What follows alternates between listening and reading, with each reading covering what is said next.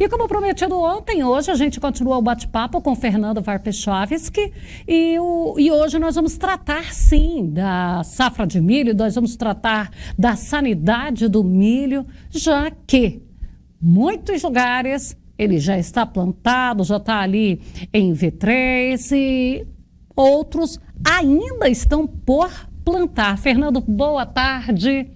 Seja bem-vindo mais uma vez. Bom dia para você. Bom dia. É um prazer retornar hoje aí. Bom, em relação ao milho, esse ano nós temos uma situação bem diferente dos outros anos, principalmente no Centro-Oeste. Com a falta de chuva que houve para o plantio de soja, e muitas áreas tiveram que fazer o replantio, tem muitas áreas que nem vão se cultivar milho, então vai ter uma redução por janela de plantio da cultura de milho. Mas também aqui no Mato Grosso agora ainda não está normalizada as chuvas. As chuvas não estão normais como os outros anos com intensidade. Então nós temos também uma dificuldade nessas áreas que foram colhidos soja já em fazer o plantio. E a janela preferencial para o milho, para você correr menos risco de falta de água no final do ciclo, isso é até dia 20 desse mês que passou. Então, nós já estamos fora da janela. Mas mesmo assim, o produtor, alguns deles ainda vão plantar e alguns que têm também sistema de irrigação pivô vai continuar plantando. Mas vai haver uma redução de área cultivada e, consequentemente, lá na frente, uma menor disponibilidade de produto. Agora, o produtor que vai cultivar, ele vai entrar nessa janela mais fechada, o que já cultivou, ele tem que cuidar de alguns aspectos nutricionais. Principalmente um elemento que é muito importante para o milho, que é a adubação nitrogenada. A gente tem notado que em milho no cerrado pós-soja, que é o milho safrinha, o soja deixa um certo volume de nitrogênio a nível de solo residual. Mas esse ano o produtor tem que ter um certo cuidado, porque o clima foi adverso, a planta não desenvolveu direito, não conseguiu fornecer nitrogênio suficientemente para ela, então muito pouco de residual vai estar havendo para a cultura do milho. Então, esse é um aspecto que se tinha sempre a base de 20 quilos de N para um residual que tem do soja para o milho, isso aí praticamente vai ficar não existente. Em geral, o produtor vai ter que fazer quando está na fase inicial agora, uma boa cobertura, observando ao nível de chuva, e aí a importância do produtor ter feito uma boa correção do solo. Porque a eficiência nitrogenada, quando o solo é ácido, é baixa.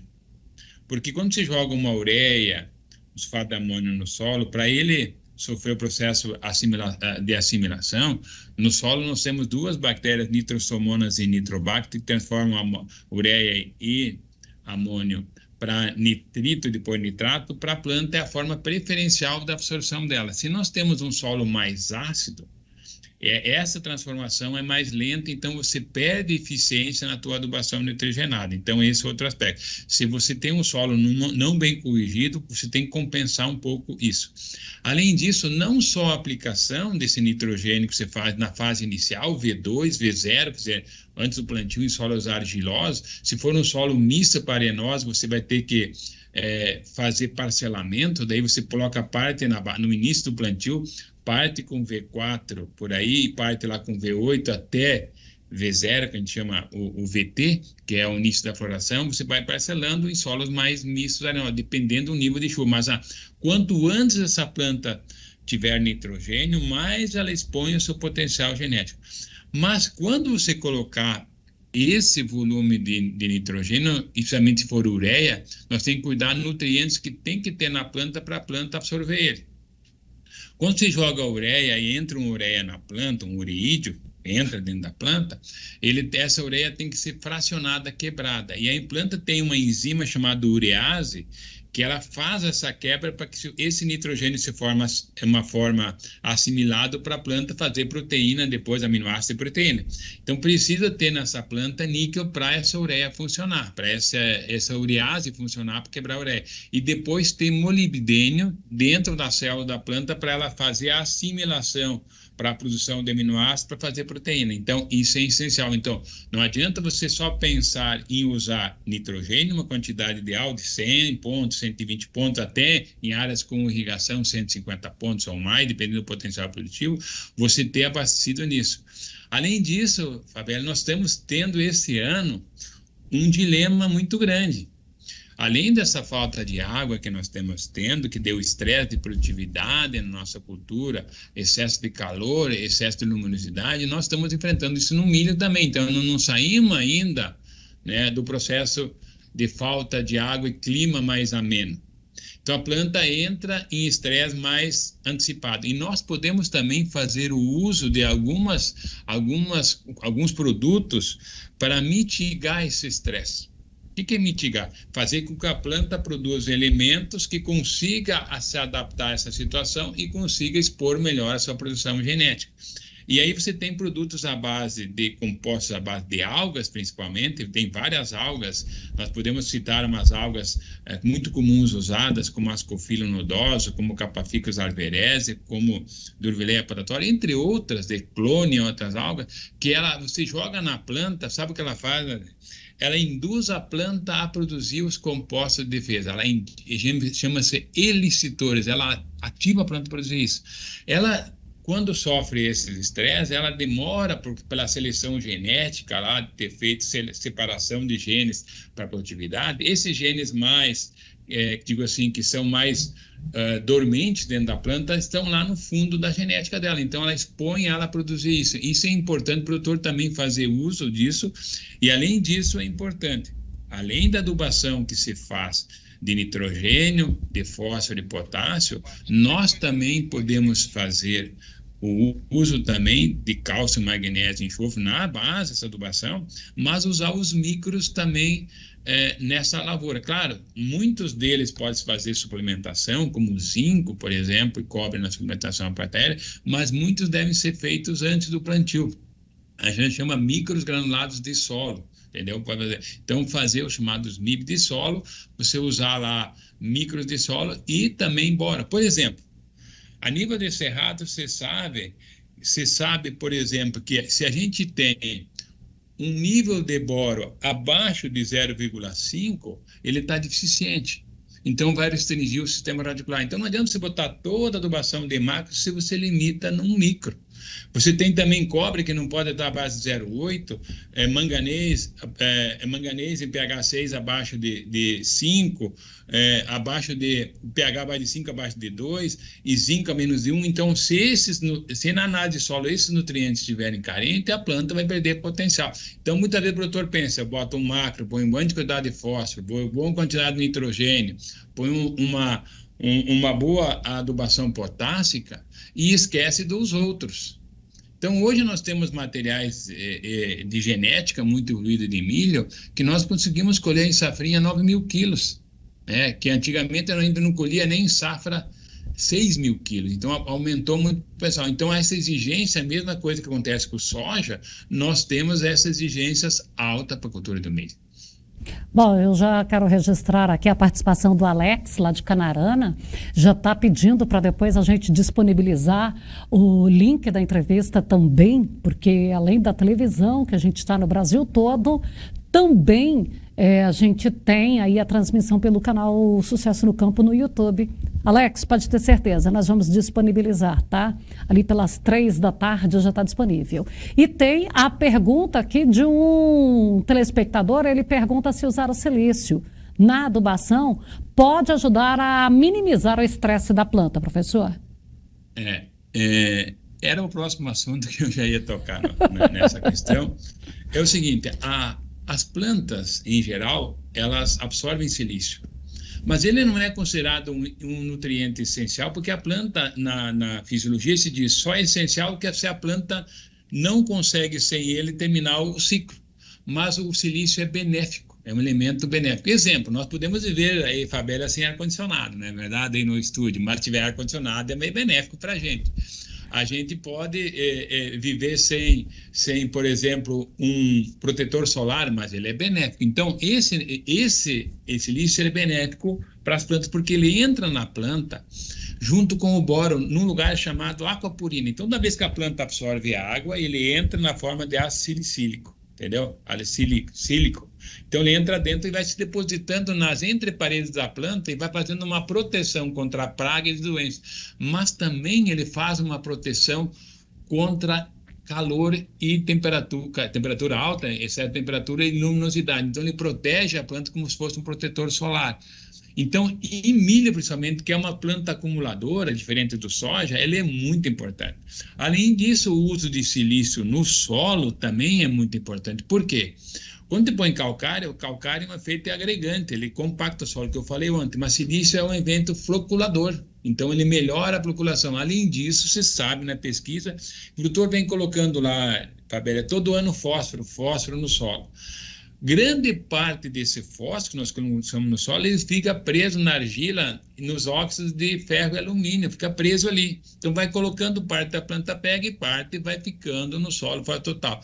O silício, né, o ácido silícico, principalmente de origem orgânica, ou de rocha, que tenha, não seja areia, porque areia também é silício, mas que seja na forma de, uma forma não de óxido de silício, mas de ácido silicílico, ele tem a facilidade, muitas vezes, de recuperar o fósforo lá da argila. Então, você tem lá fósforo de vários anos que você gastou, está guardado lá, mas não está disponível.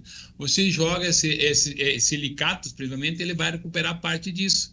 Então, isso é importante também o produtor, muitas vezes, recuperar esses nutrientes que ele gastou já anos atrás, 10, 20 anos atrás, e retorna para isso. Então, o silício é um alimento muito benéfico, melhora o crescimento radicular, ajuda a planta a se proteger contra nematóide, ajuda a planta a proteger contra compostos tóxicos nos solos, como manganês e assim por diante. Então, é útil. E aí uma coisa importante, muitas vezes o produtor, o vendedor tem que saber, ou o próprio técnico que está indicando, ou o próprio produtor, saber de uma coisa.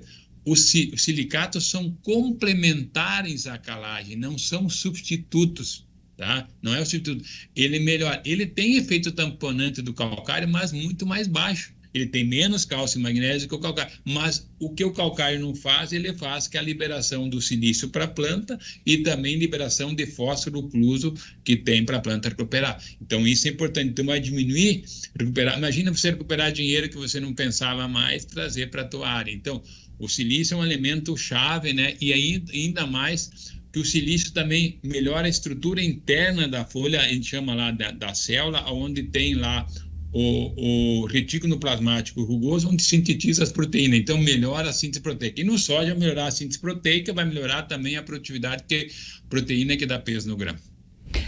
Eu quero só voltar um pouquinho ali na primeira fala que você estava ali comentando sobre os micronutrientes. O molibdênio, o que ele vai ajudar a fazer ali, porque tudo vira, vamos dizer assim, uma bomba química dentro da planta, que ela vai transformando esses elementos no que ela precisa. O produtor, porque às vezes vai lá, como você disse, eu preciso eu aplico 10 toneladas de um produto, o outro precisa só de 5. Ou ele precisa de 5 quilos. E aí ele acha que não vai fazer importância, vai ser irrelevante. É preciso que o produtor compreenda que a relevância do micro é a mesma do macro? Sem dúvida. O que é separado macro e micro, Fabélia? Macro é que a planta absorve por quilo, micro por gramas ou até quilo. Mas a importância para a planta é a mesma. Ela pode sentir a falta de gramas de um elemento e limitar a produção do que quilos do outro. Então, não é o volume que vai te dar. É claro que ela precisa de quilos dos outros, mas precisa de gramas de outro elemento. Então, isso é importante. E ainda mais, saber que nós estamos cada vez produzindo mais. Os nossos solos estão ficando mais velhos, cultivados, ou vão cultivando, botando macro, vai sacando micro, não vai repondo. E as materiais genéticos cada vez mais produtivos, chega num ponto que as plantas começam a demonstrar essa deficiência, né, essas carências. Eu vou te dar um exemplo, cara, você tem um carro, né, Fabélia? O carro tem motor, tem tudo o carro lá. O que você precisa para chegar no carro para ele funcionar? Bom, de imediato a chave. A chave. E sabe quem é a chave das plantas? O boro. Então, se você não tiver boro, tu não tem a chave para a planta, entendeu? Para funcionar todo esse carro. Então, o primeiro elemento que não pode faltar é a chave do processo. Então, o produtor tem que olhar lá. Ele tem que ter motor, tem que ter tudo, tem que ser fósforo, potássio, mas tem que ter a chave. Entendeu? Então, essa é importante de eu saber, né, os técnicos saberem isso. E outra coisa importante, Fabélia, como é que nós vamos saber se nós estamos adubando bem ou não? É analisando a planta. O cara planta milho agora, vai lá na fase de pendoamento, lá quando está com a boneca, tira a folha lá, manda ao laboratório. Bom, esse ano eu acertei isso, o que eu tenho que melhorar para o outro ano? Senão ele vai fazer um voo cego sempre. Olha só a análise, o prato de comida, põe isso, colheu tanto. O que é o rei? Não sei, volta, não sai do lugar. Então, por isso que é importante a gente pegar e analisar, ver as plantas que tem. Então, eu sempre... E agora, dia 12, eu vou estar fazendo um treinamento lá em Sorriso, um pessoal lá pediu, é um seminário que tem lá, em Sorriso, vou falar sobre isso, a importância disso. E o pessoal, viu, Fabélia, quiser me seguir lá, eu tenho 3 aulas no meu Instagram, sobre magnésio, sobre boro e sobre cobre. Quem quiser olhar no meu Instagram, tem 3 aulas de 1 hora lá explicando. Eu não tive tempo de fazer os outros nutrientes, né, para expor. E eu vi isso do meu pai era professor, meu pai dizia assim: o conhecimento só é válido quando que é transmitido e aplicado, senão se morre com ele. Bom, isso aí é maravilhoso, porque também eu me encantei o dia que eu estava assistindo uma primeira palestra da professora Cecília Cezepac, e os produtores lá, tudo registrando e tudo, ela parou e falou assim: gente, podem assistir a palestra, o material está disponível para vocês aqui no sindicato logo na sequência, porque conhecimento sem compartilhamento não tem razão de ser. Eu fiquei encantada com essa colocação. E aí é o que você está fazendo. Qual que é o seu endereço lá para seguir? É @F de Fernando WARP, FVARP, né? O F de Fernando WARP, vai achar lá no Instagram. Então, F de Fernando, e aí VARP, Chaves, que você não vai precisar escrever tudo, só o VARP. E o VARP é com W. É W. Olha, eu acho que nós fizemos uma explanação aqui e, claro, que eu ainda teria muitas perguntas, mas nosso tempo é pouco. Eu quero te agradecer muito por esses 2 dias, muito válido, e o pessoal também, os telespectadores, gostando muito. Fernando, brigadão, nós estamos sempre à disposição e é sempre uma honra tê-lo aqui conosco. Fabélia, quando você tiver uma folga aí, não tem ninguém aí para chamar, e que eu estiver disponível, eu estou à disposição aí sempre para participar, e é um prazer muito grande ver vocês do Cé do Campo aí, fazendo todo esse sucesso e travando o produtor essa necessidade que é tanta informação. Eu sempre digo que produtividade é conhecimento por metro quadrado aplicado. Obrigado.